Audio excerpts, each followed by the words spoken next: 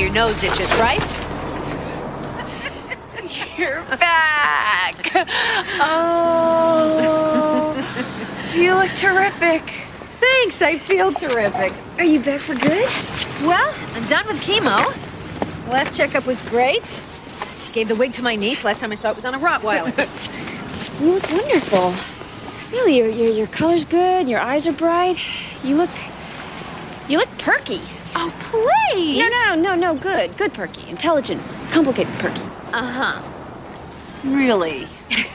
God, I didn't expect you to look this good for months. Neither did I. You're amazing. No, I'm not. No, really, I'm not. The reason I'm doing so well has nothing to do with me. I discovered a secret cure. For cancer? For anything. What? God.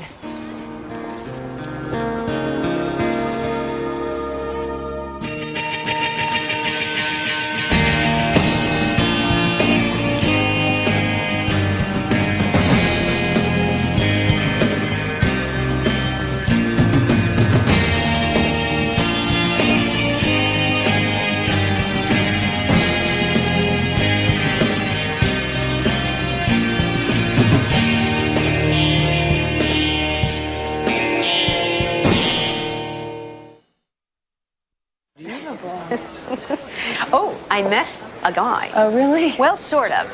A virtual guy. He's from my online support group. We swapped vomit stories. It was very romantic. Does he live nearby? Yeah, Westchester. He's an architect. He's 3 years divorced. Trying to figure out a tactful way to ask him what his prognosis is. Hey, Greta, what you said before. Do you think God cured your cancer? No. Surgery and chemotherapy cured my cancer. God may have helped, but that's not what I was talking about. I met this rabbi.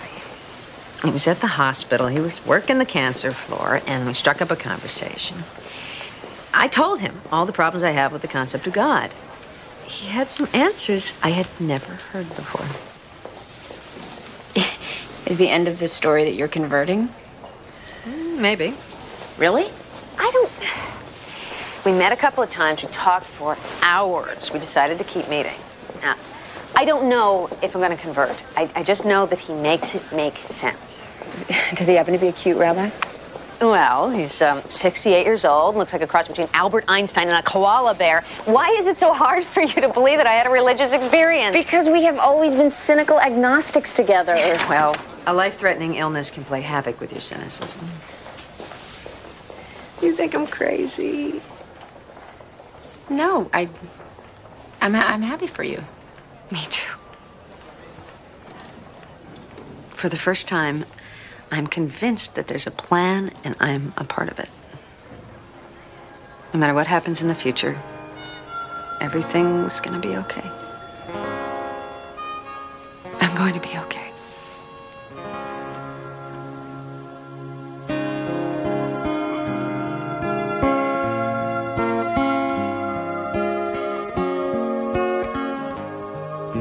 I'm sure you've all heard that I'm now your acting supervisor, and no doubt you're all just as thrilled about it as I am.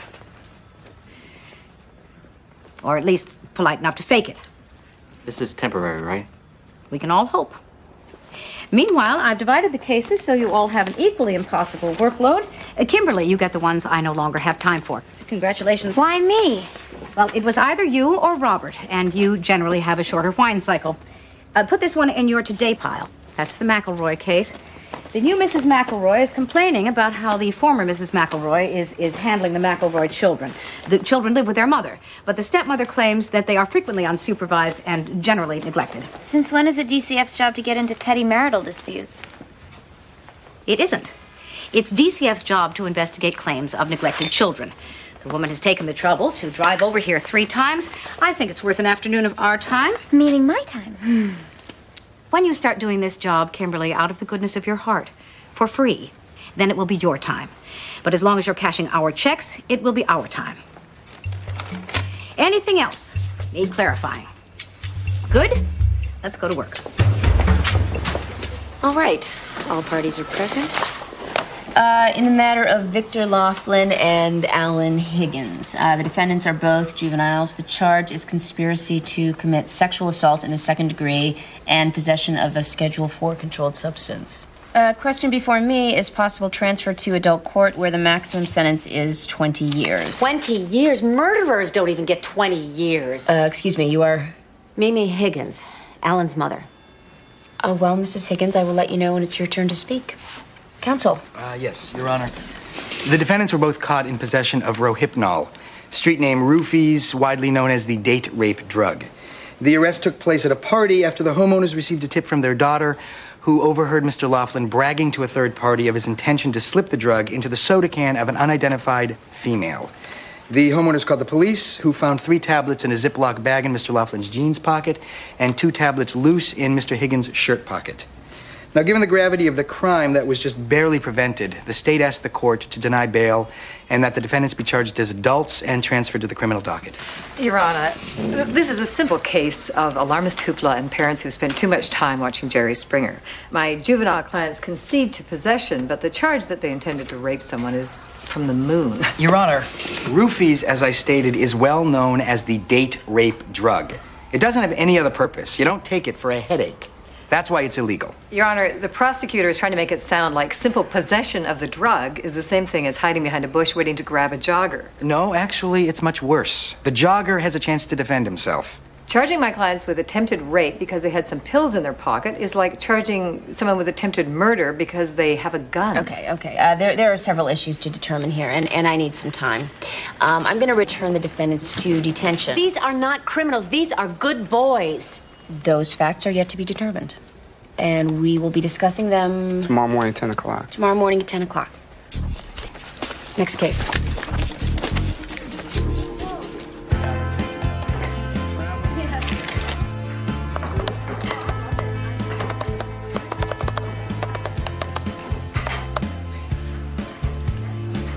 Lisa. I went to your office. They said you were here. Yeah. You look so like a reporter. I look obnoxious and unprincipled. Intense. Oh, well, that's pained. They're hard to distinguish. You haven't called.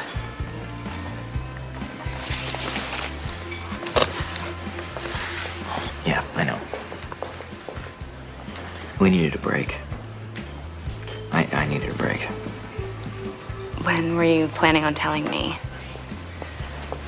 I'm sorry. You were making me nervous. Something about getting shot has made me skittish around guns. I got rid of the gun. Good. I just thought you'd want to know the trial starts tomorrow. You want me to go with you? You do whatever you think is right.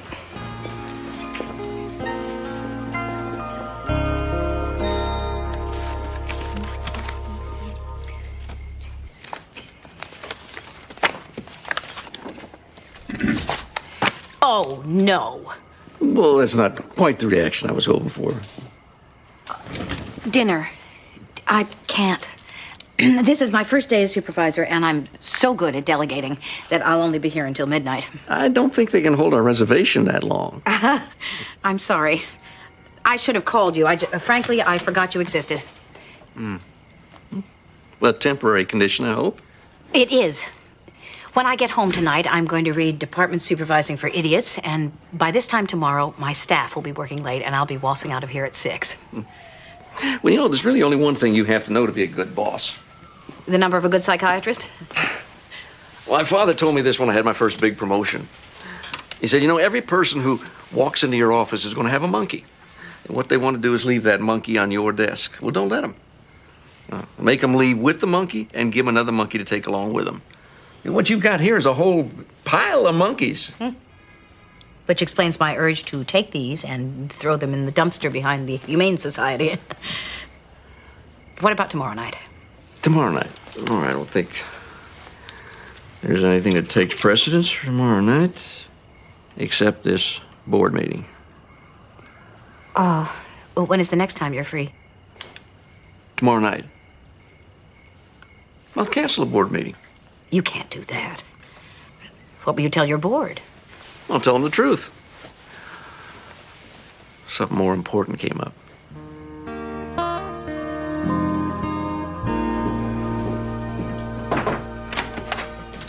More than you ever wanted to know about roofies.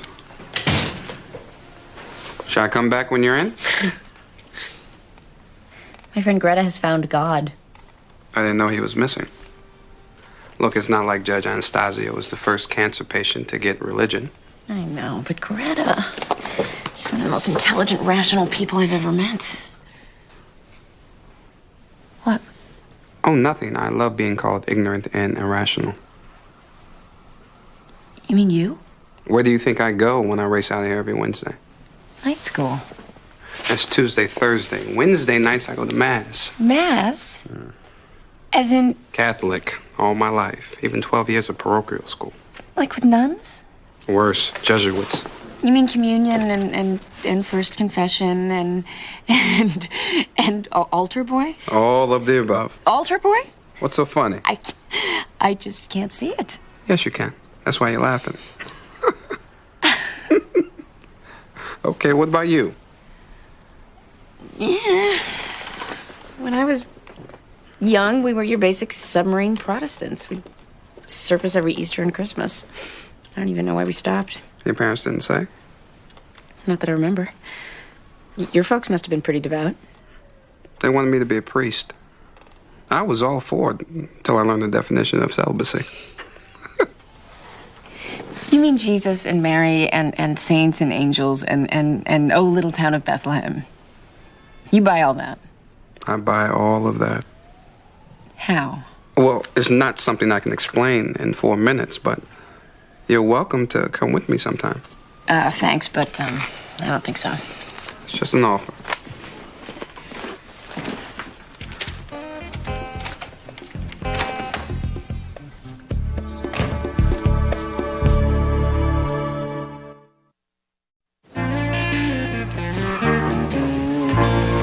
I checked out the McElroy case. It was nothing, just like I thought. Hang on a second. Define nothing. The former wife is an attorney trying to make partner with her firm. The new wife is a flake. A professional flake? She considers herself an artist. What's the IRS consider her? A wire bender. She bends wire? It's a form of jewelry making. I see. And what does any of this have to do with how the children are being treated? This is obviously a case of professional jealousy. The lawyer wishes she could be a wire bender? You know what I mean. The wire bender doesn't understand or doesn't want to understand that the attorney can't be home every night at 5 o'clock to make the kids a home-cooked meal. And what time does the attorney get home? She occasionally has to work till 9 or 10, but the kids, both teenagers, know how to arm the security system, and the grandparents live a block away. The kids say they're fine. Mr. McElroy says they're fine. No one seems to have a problem here except for the wire bender. You sure? Yes, I'm sure. Well, okay. I guess that's that.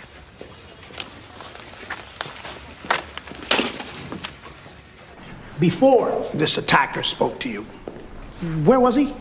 Behind me. So you hadn't gotten a look at him? Yes, I did. I'd glanced over my shoulder because I was worried he was following me. What, a quick glance? Yes. No, I mean, I saw him. And when was the next time you got a look at him? When he started talking to me. I stopped and I turned around again. And that's when he started moving in on me and he started putting his hands on my shoulders. So the first time was just a quick glance. And the second time you were in a state of panic, correct? No. Well, that's what you just told us. You're making it sound like I didn't get a good look at him, and I did. Well, when did you get a long, non-panicked look at him? I'd also seen him in the store. In the store? In the produce section. He asked me where the green onions were. This man? Your alleged attacker? Yes. He asked me if I could show him, and I got away from him because I didn't like the way he was looking at me. There's no mention of any of that in the police report. Well, they only asked me what happened in the parking lot. And you didn't think it was important to tell them about the incident in the store? I didn't know anyone was going to accuse me of not knowing what the guy looked like.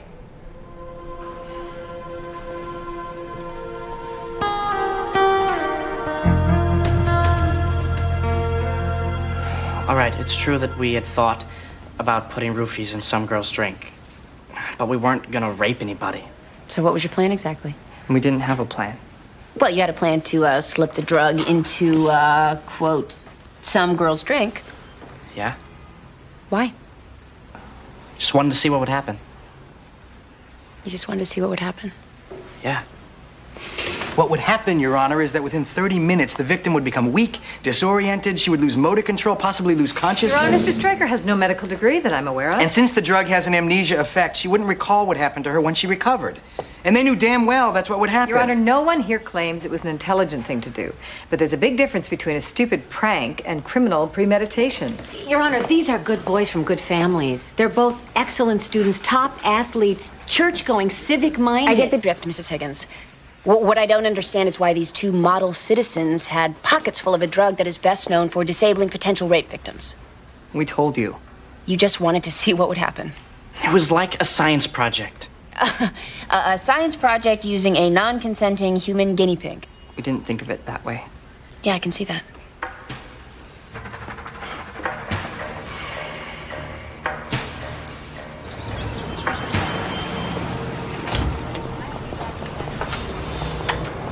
Hi. I didn't know you were here. Yeah, I was lurking in the shadows. That wasn't my idea of a fun morning. You didn't tell me that you saw him in the store. I didn't? When did you tell it to the cops? Didn't seem important. He wasn't exactly thinking clearly at the time. Was he following you in the store, or you just saw him once? Why are you grilling me? I got enough of this on the witness stand.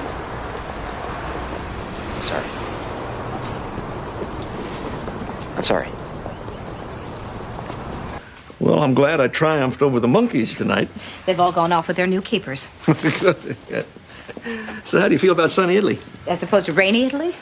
No, it's a restaurant. The one with a $150 a plate tasting menu? Have you noticed such trivia? How much is it if you actually want to eat? What do I have to do? Mrs. McElroy, I sent a caseworker out today. She took a look at it. She said she didn't feel there was a problem. Well, she is an idiot. Or maybe we just have a different definition of problem. These kids know the number of every pizza place in town by memory, but they can't tell you the last time their mother was home for dinner. Is that a problem? She calls us at 11 o'clock at night asking us where the kids are. Is that a problem? Why would your husband, his ex-wife, and the children all tell my caseworker that everything is fine? Well, she says it's fine because she likes the status quo. He says it's fine because he's afraid the kids will hate him forever if he takes them away from their mother. And do you really know a teenager who's actually just going to volunteer the information who's not being supervised? Meanwhile, has your caseworker talked to anyone outside of this dysfunctional family? Mrs. McElroy, please have a seat. Obviously, we need to talk. This may take a while. Well, looks like the monkeys win again. I'm so sorry. No, that's okay. I know how it goes. Yeah. I just want you to know that I don't discourage easily.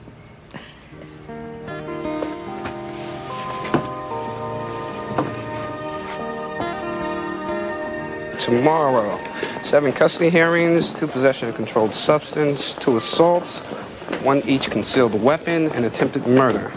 No comic relief that I can see, but you get a break in the afternoon. Judge Gray! Yes, Donna? I just want to make sure this didn't get lost on your desk there. Call Alicia. Oh, great. Alicia? Yeah, she's my ex-husband's girlfriend. Trophy wife Barbie. Sounded nice on the phone. Yeah, well, she's good at sounding nice. Well, she wants to meet for coffee tomorrow afternoon. She's very troubled about your last encounter, and she wants to make peace. How kind of her to share that with you. What happened at the last encounter? I'm not sure, but I don't think the female gender came out looking very good. Call her back and tell her that Judge Gray's very sorry, but she's booked solid for the rest of her life. I kind of told you at a late afternoon tomorrow. Well, call her back and tell her you're mistaken. I kind of said you'd meet her at 1 o'clock at the coffee place near the mall, the cafe, something. Why did you do that? My judgment was impaired by visions of harmony? I would love to see how this turns out, but I have to go. To Mass? Night school. Mass is Wednesday. Have fun. Fun is Friday.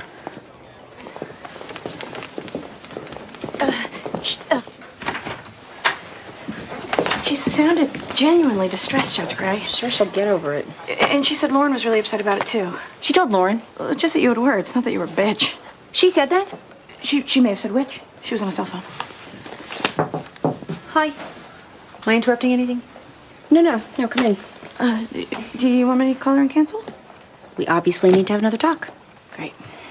Donna. I'll never do it again. I swear, I am monumentally sorry, truly, from the depths. Okay.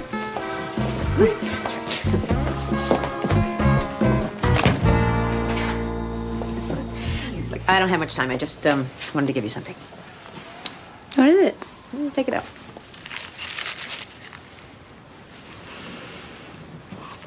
Oh, okay, I give up. It's a mezuzah. You put it on a doorpost, at an angle, pointing in like this. It has a little scroll inside with handwritten scripture verses. Well, if it wards off evil, it found the right home. I just like to think of it as a little reminder of God's presence. It's just you're supposed to kiss your fingers and touch it whenever you enter or leave. Yeah, I don't really see me doing that. Look, it will not hurt my feelings at all if you don't want to put it up. I just wanted to give it to you. Well, thanks. It's very thoughtful.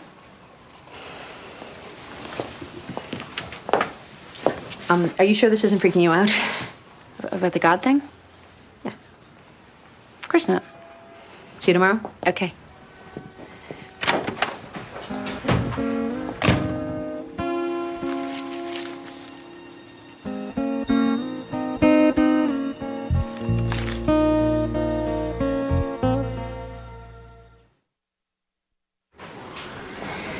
Black coffee.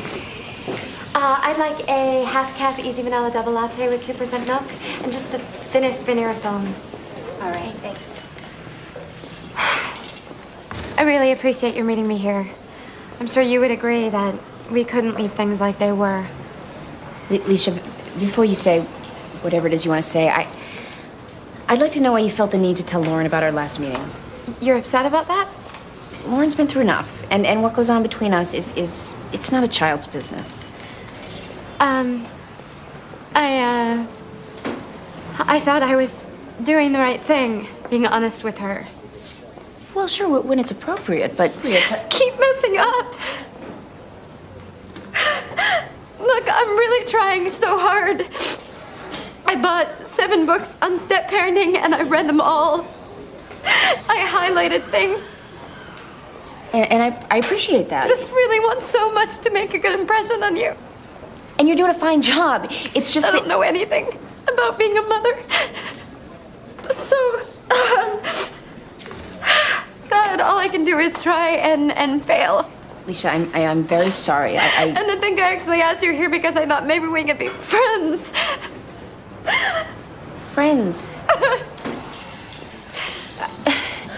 We could be friends. You're just saying that. No, I'm not. We could do things. When? Now. What could we do now? Just coffee and shopping. Shopping? That'd be great. I need a new bathing suit. Shopping for bathing suits is always fun. Yeah. Well, Michael and I are going to the Bahamas. So. Oh, what a great idea. Oh, I feel better already. Okay. McElroy, Neal, and Scott.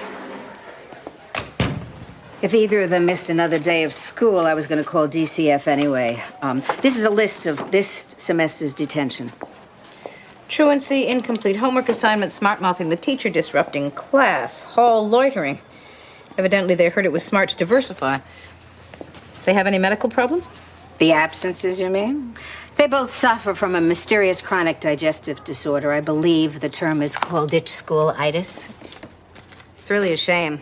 They're both bright kids. Well, you'd never know it from their grades. Isn't the mother at all concerned? The mother is concerned that she has heavy competition for partner of her law firm. Period. It's awful quiet over there. I don't get these gauze things. No matter how I tie it, it looks stupid. And it doesn't cover anything. It's not supposed to cover. It's just supposed to look sexy. It looks like I don't have a place to put my handkerchief. Michael loves them. He walks behind me when I have mine on. Oh, he's such a butt man. Well, like I need to tell you.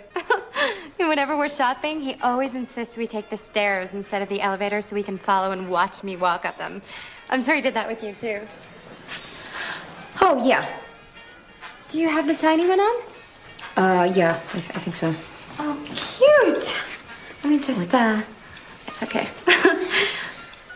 I should give you the name of my waxer.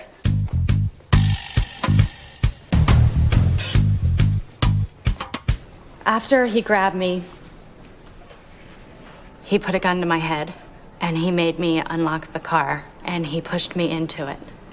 He started the car, but a guy in the parking lot saw what happened and yelled for him to stop. And what happened then? He shot the guy. Through the window? No, he got out. I see. And then what happened? The guy grabbed my purse and ran away. Ms. Matthews, if your alleged attacker only wanted your purse, why did he push you into the car? And if he wanted the car, why did he get back out to shoot that guy in the parking lot? Objection. And why did he shoot that guy instead of you when you were the one who was in a much better position to identify him? Objection. Sustained. Is it that you were unable to invent a cohesive story, or is it that your memory is... Mr. Tate. ...completely unreliable? Mr. Tate.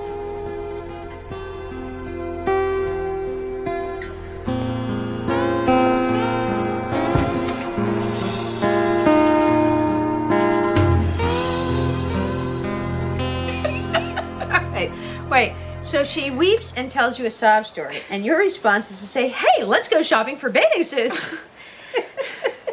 It scares me that you're a judge. It wasn't a total disaster, thank you. I got the inside scoop on astonishing new facts in the field of hydroxy acid wrinkle creams. Ooh, I hope you're going to share. No, I'm sworn to secrecy, and I wish I were kidding. Well, what is the proper way to deal with your ex-husband's girlfriend? Divorce should come with a handbook. Oh, God, everything should come with a handbook. Life is an endless series of opportunities to make a fool out of yourself. Well, if somebody's keeping score, then I should be moving into the bonus round. All right, you should call her and thank her for a swell time. And then before you hang up the phone, you tell her that Michael follows her upstairs because he has a thing for cellulite. All right, I admit it, I lied. I thought you were going to wig out on me with this God business. But if you can still enjoy a good recreational round of character assassination... And I am still very good at it. This I can live with.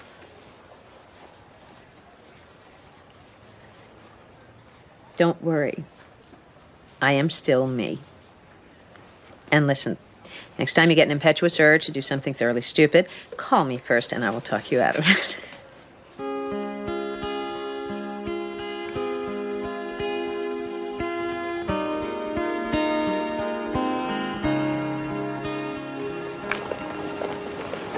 You know he never put you in the car. They were making it sound like it happened fast, and I didn't see him. Not an He was excuse going to to perjure walk. yourself. If you walked now, it's going to be your fault. My fault. You know, I wouldn't have had to lie if they hadn't thrown out your testimony. I don't even know why I'm surprised. You have never supported me. What? That's insane. Oh, it's just a coincidence you stopped calling me a week before the trial. Can we do this somewhere else? No, I don't think so. I don't think I want to do this at all. This doesn't work. This meaning us. Yeah. You're upset enough to break up with me because I altered my story to try to put the creep who shot you in This jail? is a pattern. First, you brought a gun to my apartment. Oh, it's still about the gun? No, you're not listening to me. I've got to be around people who I can count on to tell me the truth. I wouldn't lie to you. If you'd lie on the witness stand under oath, I'd have to be an idiot to think you'd be honest with me. Look, it's more than that. This has never been right. The biggest thing we have in common is a mutual horror story. And it couldn't possibly be that you're just running away again.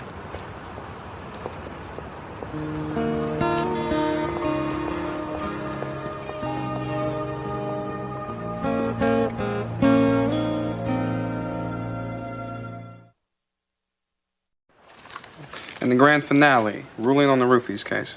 All right. You said we weren't going to have fun this afternoon. Don't forget, I'm leaving right after court.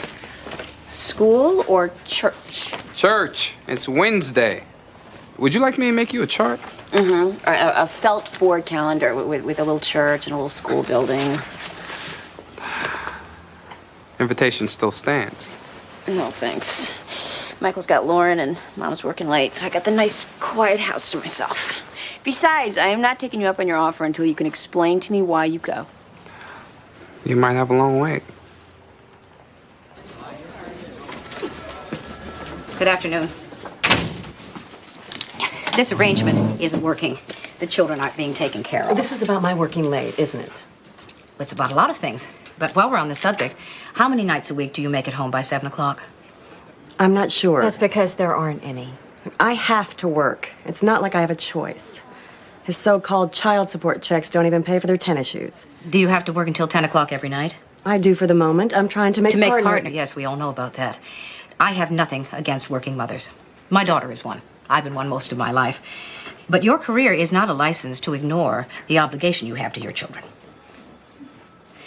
Mr. McElroy, have you ever thought about seeking custody of the children? Oh, God, you can't do that to me. I don't want to take them out of their home, away from their school, their friends. We're not trying to take these children away from their mother. We just want her to be one.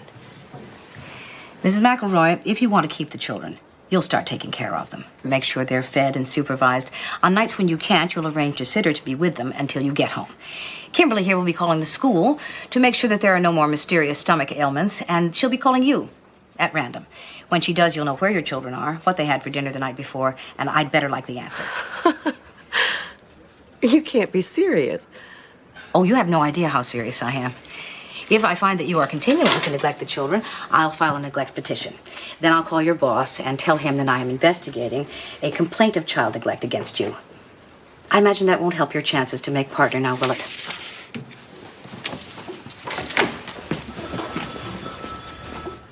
The issue here is intent. Did the defendants concoct a plan to slip roofies into the drink of an unsuspecting female, then sexually assault her? Or did they, as Mr. Laughlin stated, just want to see what would happen? I don't buy the defense's gun analogy. A person with a gun could have it because of protection, or for target practice, or because it's a collector's item. But the FDA has declared that this drug has no redeeming medical value. So even owning it is illegal. Your just wanted to see what would happen tells me that the two of you have a possibly sociopathic disregard for the consequences of your actions. Do you have any idea the devastating effect of this drug? Women who are raped while under its influence take twice as long to recover as other rape victims because they cannot consciously recall the event. It's not the education of women that's going to change the problem of rape. It's the education of young men. And you are doing a terrible job. You have raised two sons who think that the idea of drugging and raping a woman is good for a few laughs at a party. And then you tell me what fine boys they are. I don't know which fact is scarier.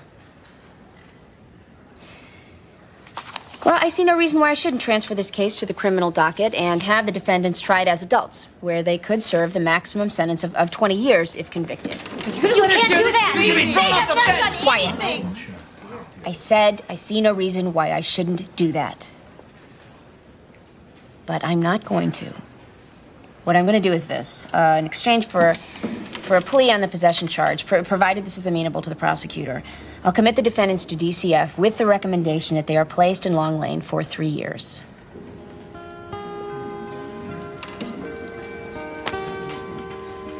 Sorry, boys. I just wanted to see what would happen.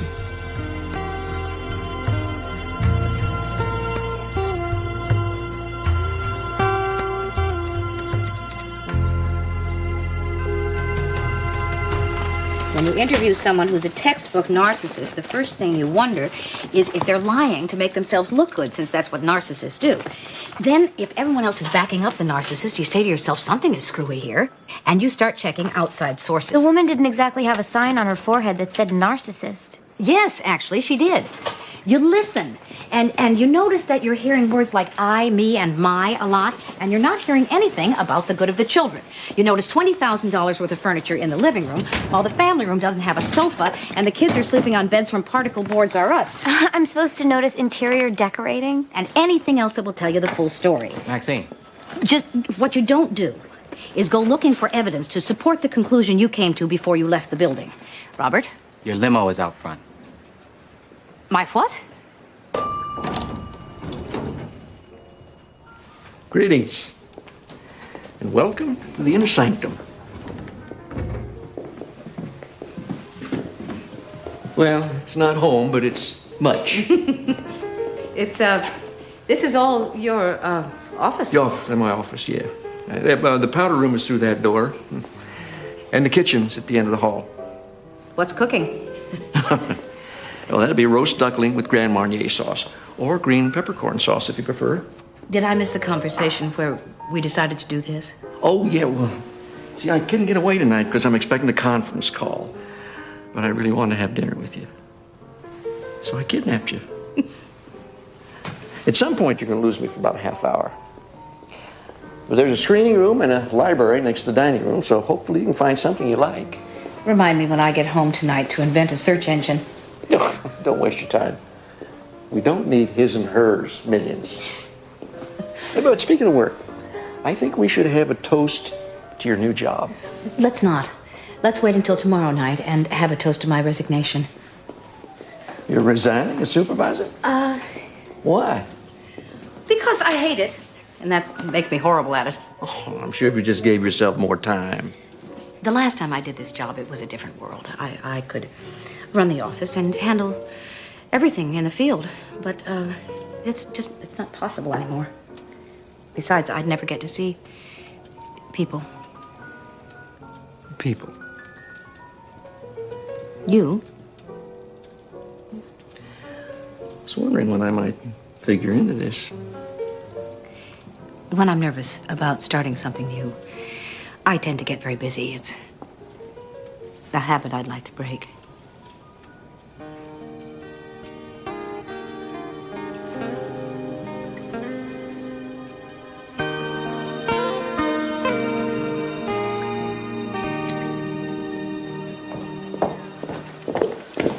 Judge Gray? Can we wait till tomorrow, Donna? No, it can't. What's wrong? Judge Gray, I am unbelievably sorry to tell you this, but... Just tell me, Donna. Greta, I mean, Judge Anastasio is dead. What? They think it was a heart attack. There's going to be an autopsy.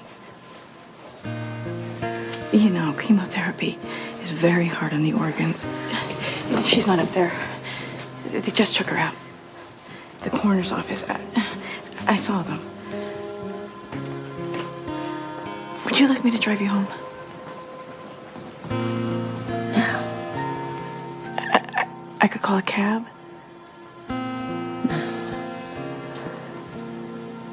I didn't want you to overhear it in the hallway. Thank you. Judge Gray, are you sure you should be...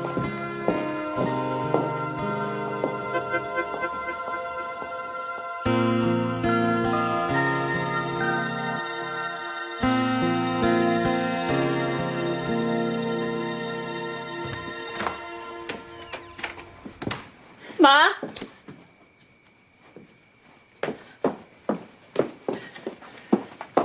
Mom?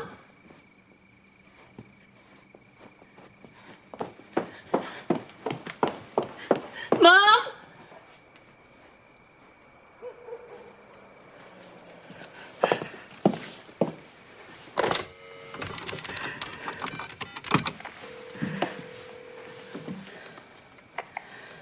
Hi, you can leave a message for Vincent or Donna when you hear the beep.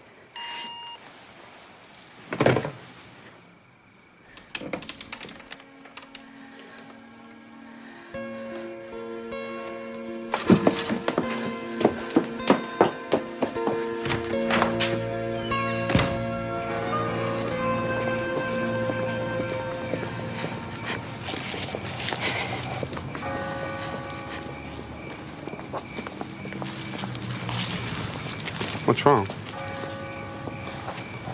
Greta died. A heart attack, they think. I'm sorry. Yeah, no one was at my house, and I knew you were here, so. I know you two are very close. I just...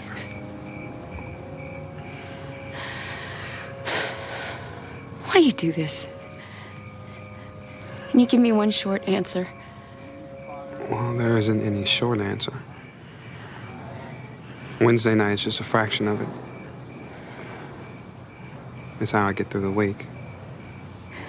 But you believe in him. I figure I have 3 choices of what to believe. A, there's no God. B, there's a callous God who doesn't care that horrible things happen to people. Or C, there's a benevolent God who's beyond my understanding, and I have to give the benefit of the doubt when he looks bad. And what makes you choose C? The look on my daughter's face when I tuck her in at night. That's a short answer.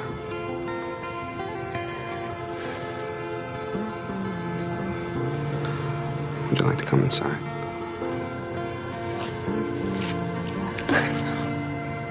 Or would you rather be alone?